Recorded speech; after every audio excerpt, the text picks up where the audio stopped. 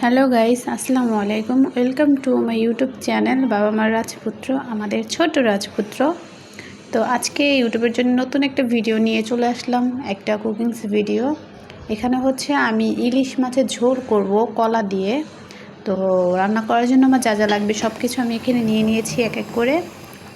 তো এখানে আমি তো চুলায় প্যান বসিয়ে দিয়েছি। এখন চুলায় এই তো কড়াইটা গরম হয়ে গেছে। এই পর্যায়ে দিয়ে দিচ্ছি তেল।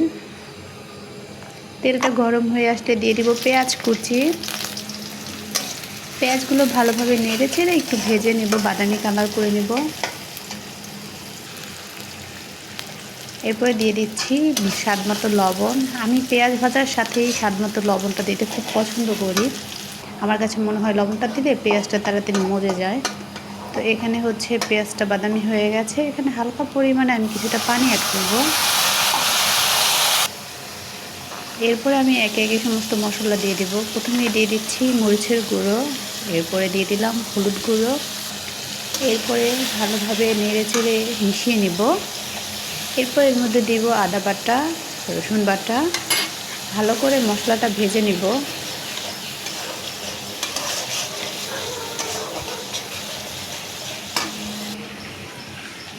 মশলা ভাজা হয়ে গেছে। এখন হচ্ছে আমি এর মধ্যে কাঁচামরিচ দিয়ে দেব।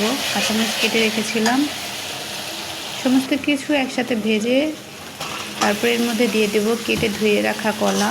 তো এই তো কলাগুলো ভালো করে এখানে হচ্ছে একটু কষাবো, 5 মিনিট ধরে কষাবো সুন্দর করে ভেজে নাড়াচাড়া দিয়ে কষিয়ে নিয়েছি। এখন হালকা পরিমাণে কিছুটা পানি দিয়ে দিব, যেহেতু আমি একটু হালকা ঝোল রাখবো। তো আমার ভিডিও যদি আপনাদের ভালো লেগে থাকে অবশ্যই আমার চ্যানেলটি সাবস্ক্রাইব করে দিবেন। আর নতুন নতুন ভিডিও পেতে লাইক কমেন্ট অবশ্যই করবেন। আপনারা কেমন ভিডিও চান সেটা কমেন্টে জানাবেন।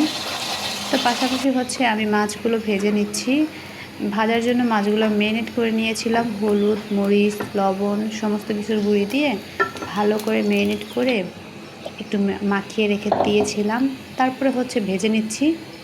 দেখতে পাচ্ছেন মাছগুলো ভালোভাবে উল্টে পাল্টে ভেজে নেব।